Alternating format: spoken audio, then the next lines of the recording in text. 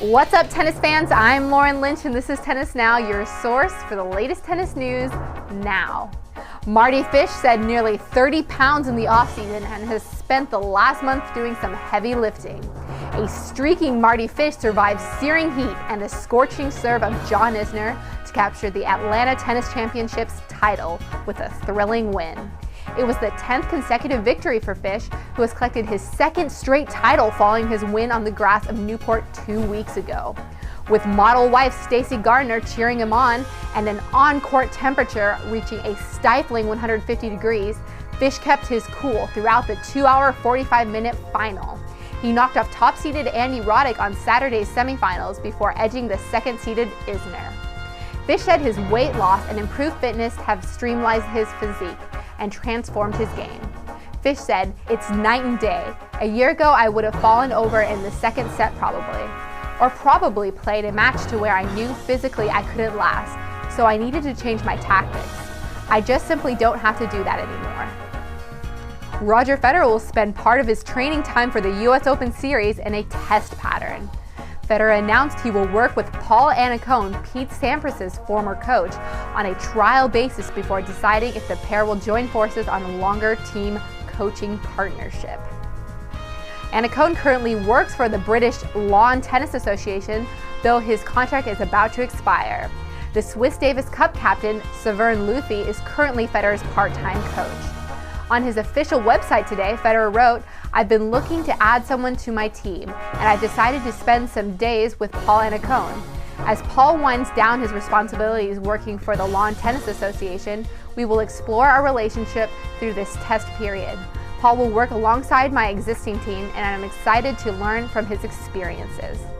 The 47-year-old Annacone was a pure serve and volley player who used his net skills to reach a career-high ranking of number 12.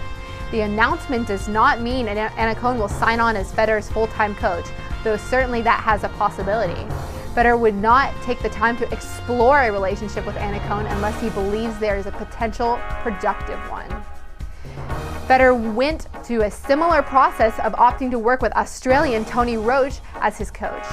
Federer also spent some time with Darren Cahill, who coached Leighton Hewitt and Andre Agassi to the world #1 ranking, though both Cahill and Federer ultimately both decided against creating a full-time coaching partnership. Novak Djokovic pulled out of this week's Los Angeles tournament, but recently went to school for friendship.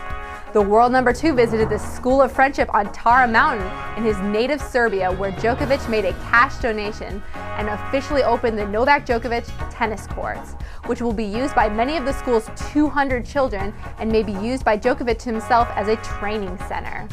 Djokovic told the kids, "I will consider the possibility to practice for some hard court tournaments here on Tara. Tara is a beautiful national park. I would have all the necessary conditions, and also you children give me energy." Andy Murray has replaced Djokovic as the top seed in Los Angeles for this week's Farmers Classic. Murray could face Fish in the semifinals in what would be a rematch of Fish's upset win over defending champion Murray at Queen's Club last month.